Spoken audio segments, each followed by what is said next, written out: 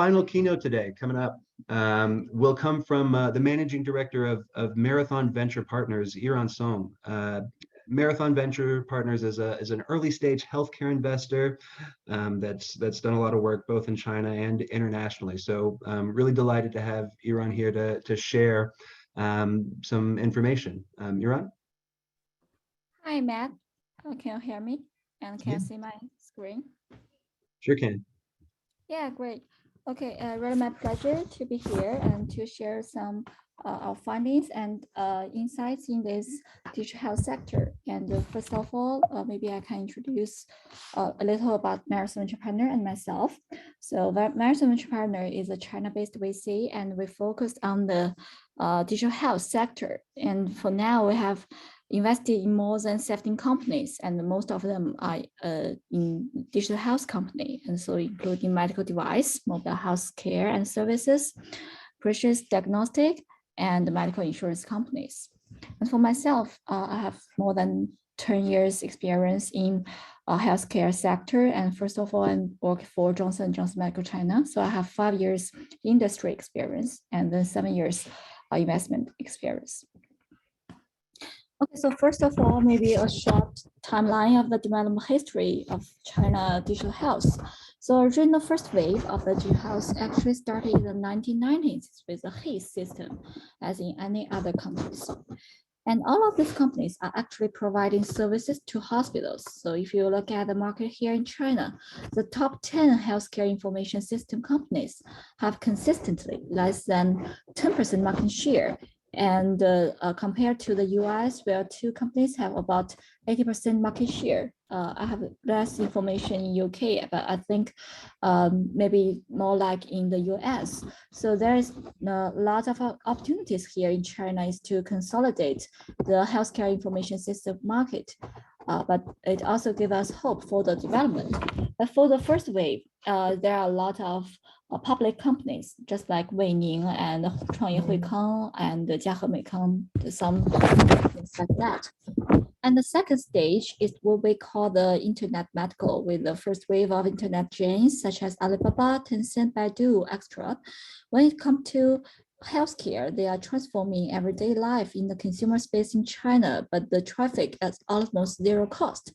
Or they subsidize the cost of traffic to the fields of healthcare. So companies just like Ali Health and the Jingdong Health, when they get into the e-commerce for the pharmaceutical sector, they become the dominant player. So actually, there are also some public companies here, just like JD Healthcare and Ali Healthcare. And finally is the third wave, and it's what we call the stage of digital health innovation. And in this stage is what we are today right now is a more integration of AI, 3D printing, and other new digital technologies with medical scenarios, depends, and the whole process of diagnosis and treatment and the healthcare management continues to be enhanced. So I think it just if we say is the first wave is about information, and second wave is about internet. The third wave is about digital technology and clinical. So just like what what Sheng just said, if you want to do business in China, you have to know the policy. So maybe a little share about the policies in China. So actually starting in 2018 with China's development and the policy changes, the policy regulatory agencies of the healthcare industry underwent a shift with a newly established National Insurance Agency and the merge of former Ministry of Healthcare and the entire industry is conducting fair transactions. And we think that is another boost for the digital health innovation in China. Many new policies have been followed since 2017. The beginning of mobile medical device registration in 2017 marked the beginning of the original year of the digital therapeutics. And there are a lot of various policies. The most important policy and the reshuffle of the administration come in the 2018, just mentioned. So setting up the National Healthcare Security of Mission to set up the new insurance regulatories that actually paved the way for a lot of innovation pay. So it's totally disrupt the existing value chains, which I will explain later. And that is the foundation of digital health in China. So with all these developments, we see the underlying digital value proposition divided into three very fundamental infrastructure: is access, payment, and efficiency. So how we can utilize the digital infrastructure to increase patient access for better access to hospitals, physicians, medical device, and better access to the general population from pharmaceutical companies. So access is one of the key value proposition that the digital healthcare companies can go in. And the second is the most important is innovative payment. Just like what I mentioned, because China is not like UK, which have a government-sponsored national healthcare insurance, while China has a universal coverage system, but it's only covered less than 15% of the total cost on healthcare in China. And the major rest of 50% was paid by the pocket, by the patients themselves. And that is only a teeny little bit of 70% or less than 70% of overall expenditure was paid by commercial healthcare insurance. So from both the national level and the social security system, because of a huge demographic change, is more people retiring who enjoy the benefits of social security.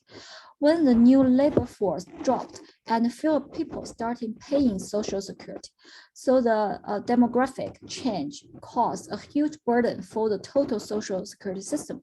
So government-sponsored insurance scheme could not support the continue and increase the healthcare cost or the out-of-pocket expenditure. So the huge burden and the high saving rate was caused by the concern of huge healthcare bills. So both of the major payment methods could support the continuation of the healthcare system. So we must find a new way for the commercial insurance, healthcare insurance to come into this space. And with the support of a large amount of this data and digitalization in the field of insurance sector, in the field of PBM, as well as managed healthcare system, just what Sheng just mentioned. Hi, Yiran.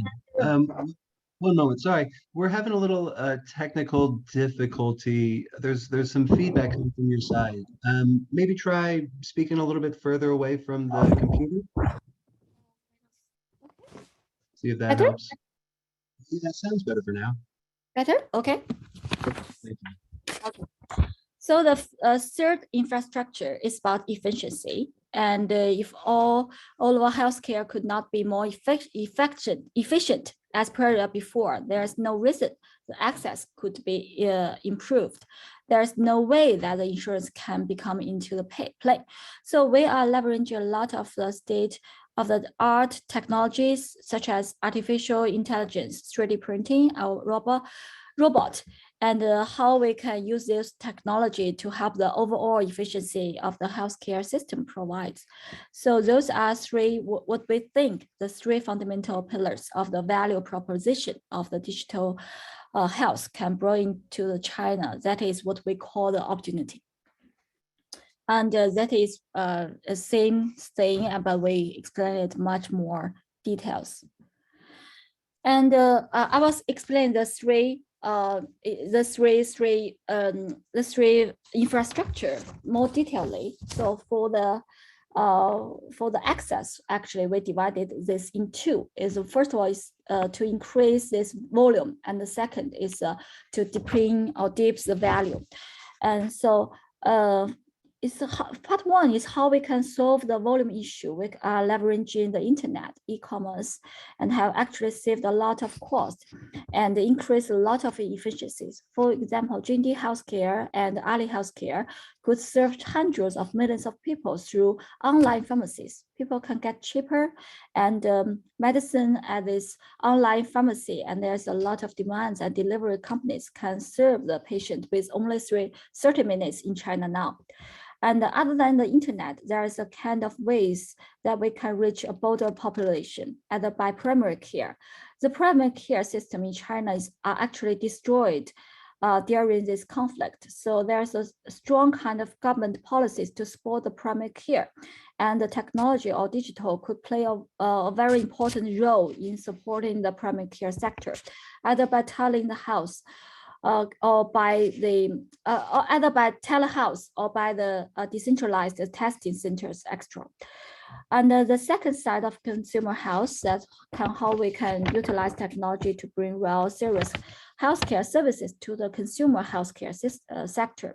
For example, personalized nutrition, the women healthcare. There's a lot and on-demand body checkups at home.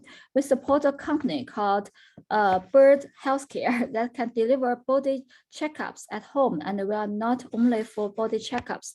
We can also supply the necessary medical services after we found out the disease and after the checkup.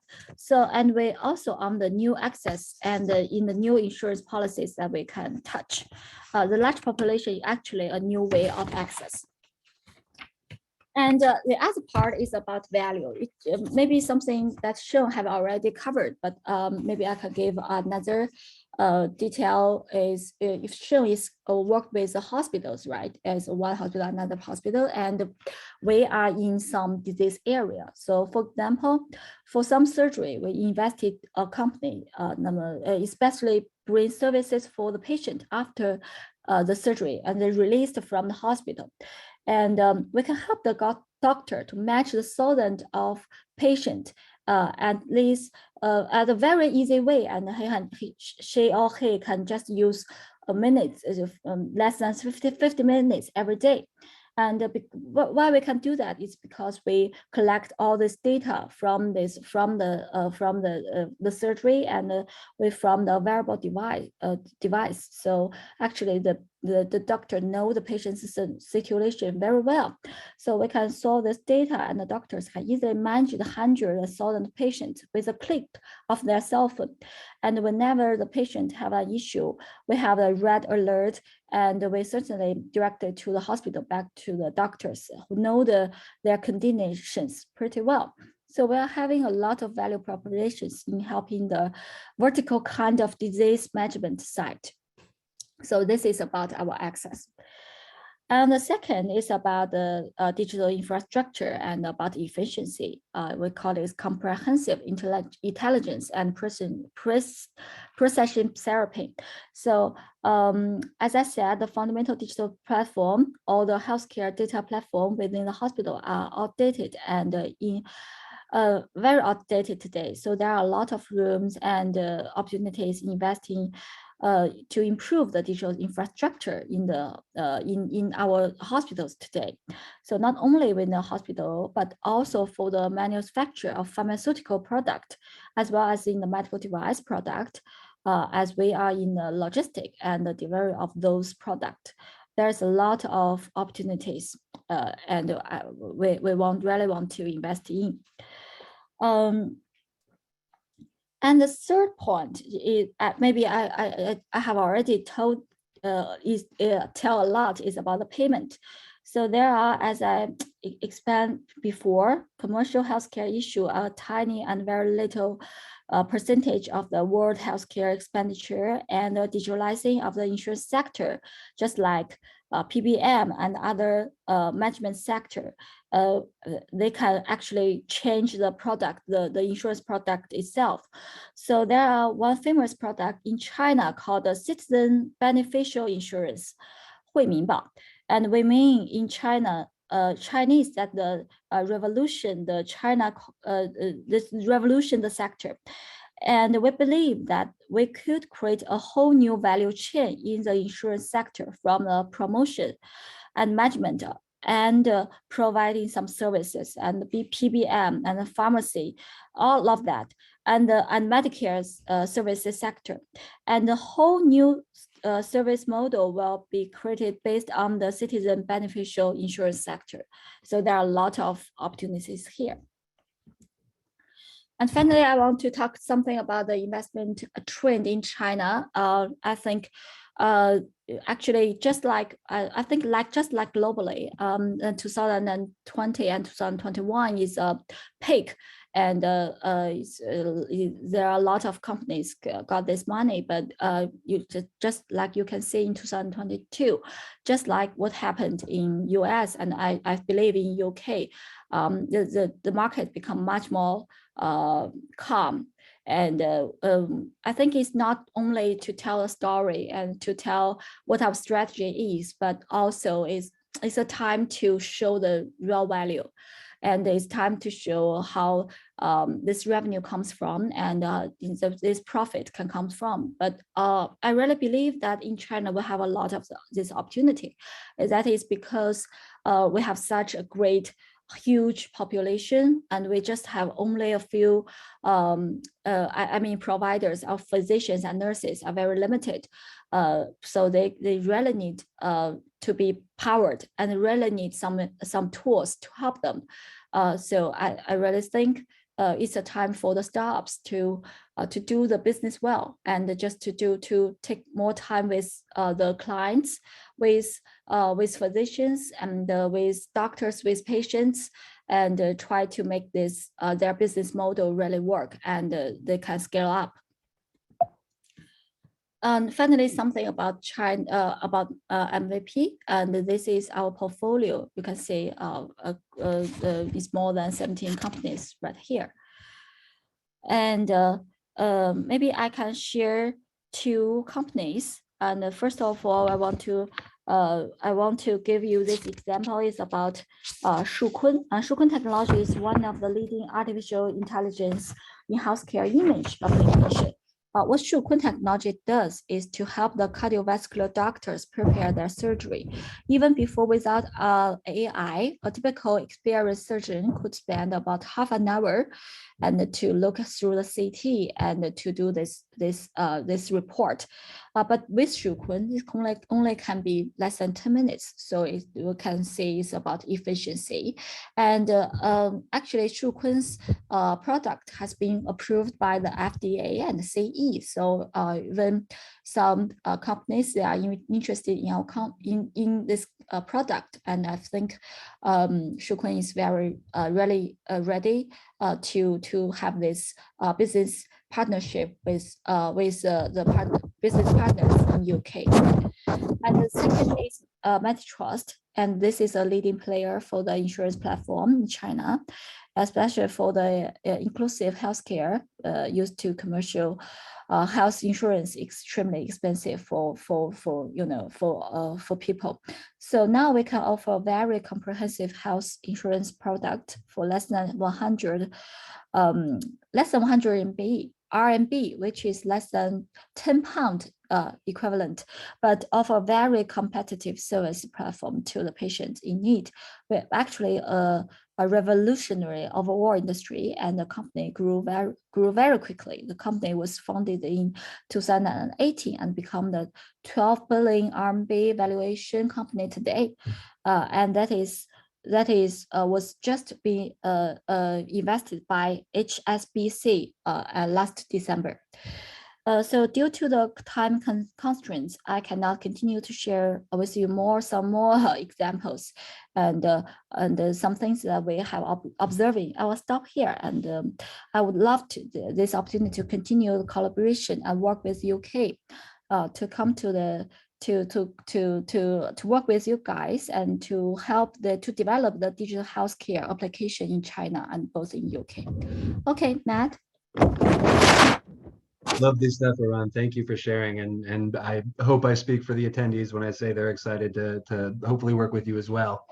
I think cognizant of time as well here. So just one quick question, but I think it'll be, really interesting and vital for the people in attendance. How does Marathon Venture Partners and VCs like it, help support foreign portfolio companies getting regulatory approval in China? Okay.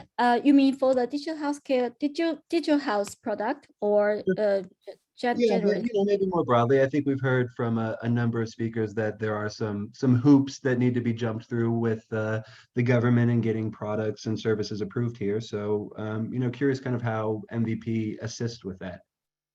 Yeah, great question. Actually, we are doing two kind of things right now. The first one is we collaborate with a lot of hospitals. So actually, we work with a lot of physicians. So maybe these physicians can they are a very great channel. They can do the so we provide with our portfolios the opportunity to collaborate with these physicians to do the clinical trials. So this is the first one. So for some of the product, they have to do these clinical trials, and they have to, before they be approved by this CFDA, or we call it NMPA right now. And the second is we work with government. So actually for some I think for some digital health product, actually the rules is not clear right now. So maybe actually we do some think tank work and to establish the rules for and standardize the rules with them together. So I think that is two part of work we can do right now. Cool, great. Yeah, and I think obviously there's always some difficulties getting a straight answer in China, but nice having support in that area, certainly when you're coming in as a foreign entrant. So lovely stuff.